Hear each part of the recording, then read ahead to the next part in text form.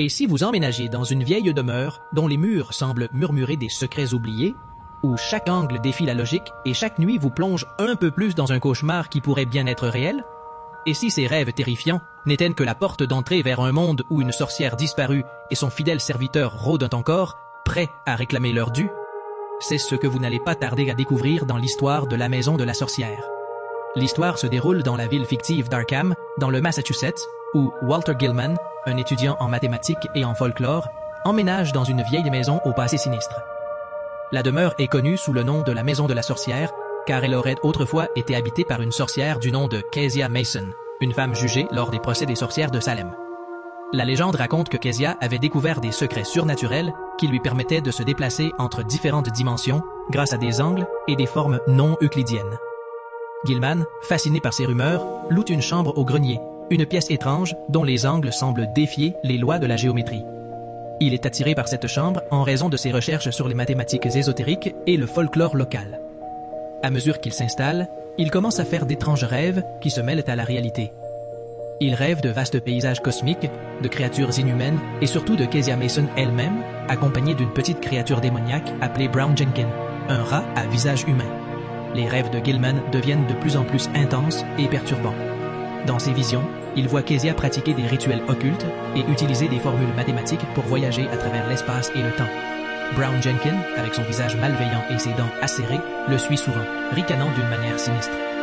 Ses rêves semblent trop réels pour être de simples cauchemars, et Gilman commence à perdre le sens de la frontière entre le rêve et la réalité. À mesure que ses études et ses rêves progressent, Gilman découvre que Kezia et Brown Jenkins veulent l'utiliser pour un rituel occulte, une sorte de sacrifice aux forces obscures qui contrôlent ces dimensions mystérieuses. Le temps semble se dilater et se contracter autour de lui. Les murs de la maison, avec leurs angles impossibles, deviennent des portails vers d'autres mondes. Il se retrouve parfois transporté dans d'étranges lieux cosmiques ou face à des créatures qu'il ne peut même pas comprendre. Les autres habitants de la maison, bien que distants, remarquent le changement chez Gilman. Il tombe gravement malade, son corps affaibli par les nuits sans sommeil et la terreur qui l'envahit. Il entend aussi parler d'autres locataires ayant disparu ou étant devenus fous dans cette même chambre avant lui. Les bruits de griffures dans les murs deviennent constants, et Gilman sait que Brown Jenkins rôde toujours, guettant le moment parfait pour frapper. Un soir, le cauchemar atteint son paroxysme.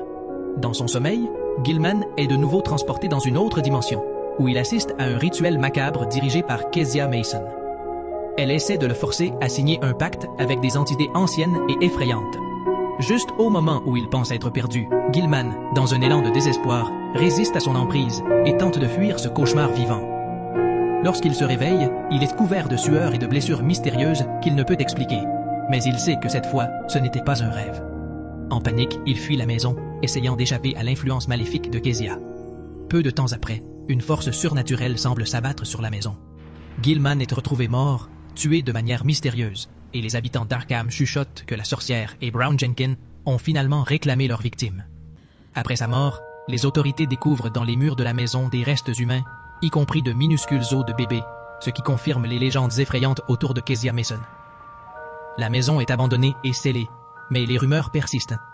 Les angles impossibles de la maison existent toujours, et certains disent que la sorcière et son rat maléfique continuent à rôder dans les ombres, attendant leur prochaine victime.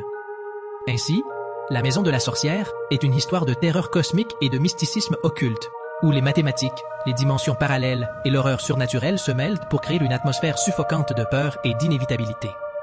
Mais qu'en avez-vous pensé? Je vous laisse me le dire dans les commentaires. J'espère que l'histoire vous a plu, et sur ce, je vous souhaite une bonne journée.